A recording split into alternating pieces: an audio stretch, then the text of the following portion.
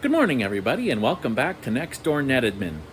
I got an interesting message on my NAS this morning that says you're using over 80% of your disk space.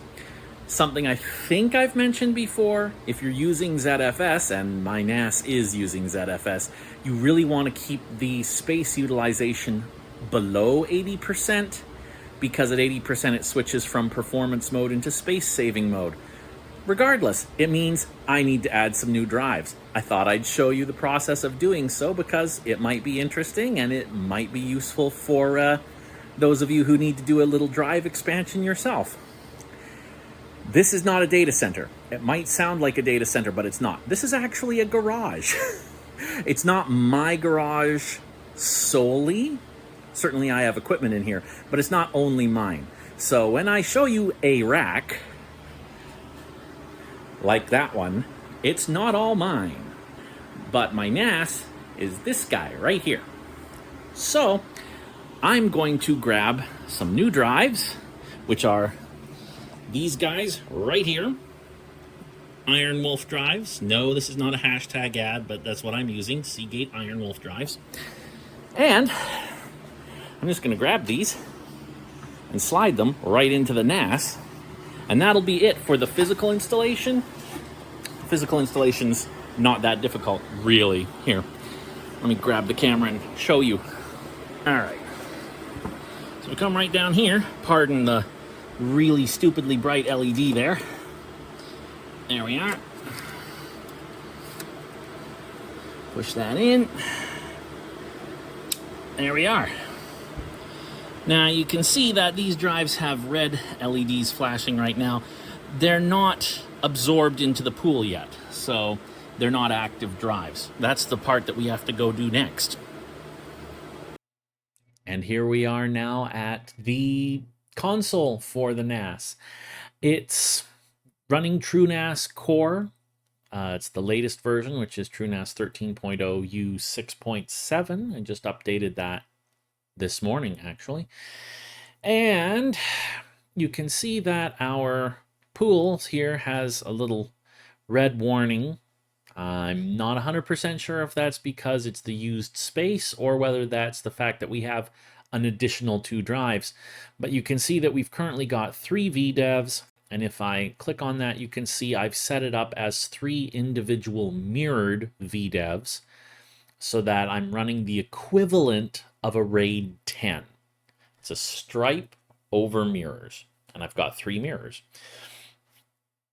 Cool. So we want to add the next 2 drives that I just physically installed as another mirrored vdev.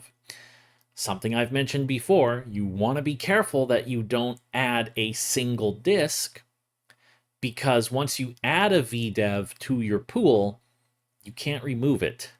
So it's important to make sure that you always add your vdev in the setup that you want and with some redundancy, because if you put in a single drive, you now have a single point of failure and everything's going to go away really quickly. Everything else just gets striped across. So to do this, we're just going to go into storage, pools. Here's my pool, all my data sets. You want to come up here to your little settings and come down to add vdevs. Cool. You can see we've got 2 additional drives here. That's exactly what we expect to see. If we're doing add vdev, currently it is pre-selected that it's a data vdev. That is correct. That is what we want.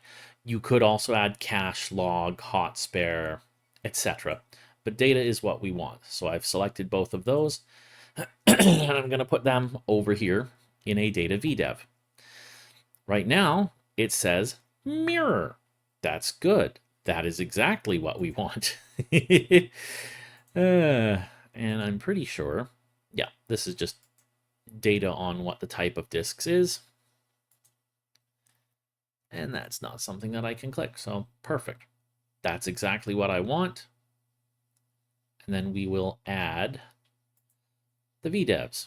And it will warn you, added disks are erased, and then the pool is extended, and existing data is kept intact. That's fine. We want to add it, double check that it's a mirror before I add it, and then we do that.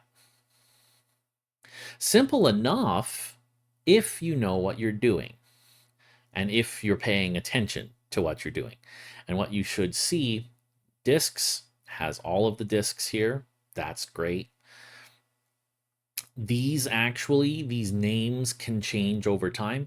Next time I reboot the system, it's very likely that these two new disks will be ADA6 and ADA7 because that's just how it is. And then these two, the boot drives, are actually SATA disk-on modules. They'll probably go to ADA 8 and 9. But it's okay because it recognizes what the disks are and how they're connected, even if their relative names change over time. So that's a really useful thing. And if we go back to the pool, and I click on that and take a look at the status of the pool, you can see, wonderful, I've got 1, 2, 3, 4 mirrored pairs, and that's exactly what I wanted to see. Easy, simple. We have 4 vdevs, and our used space has gone from 85% used to 63% used. And that means that my pool will now be operating in performance mode again instead of space saving mode. And that is just the way I like it.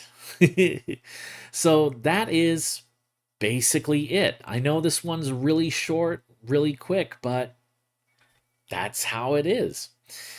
So hopefully that has been interesting, useful, if short. If you have thoughts on anything else that you would like me to talk about or demonstrate, let me know. Write down in the comments. Otherwise, thank you very much for watching. I am your next door NetAdmin, and we will see you next time.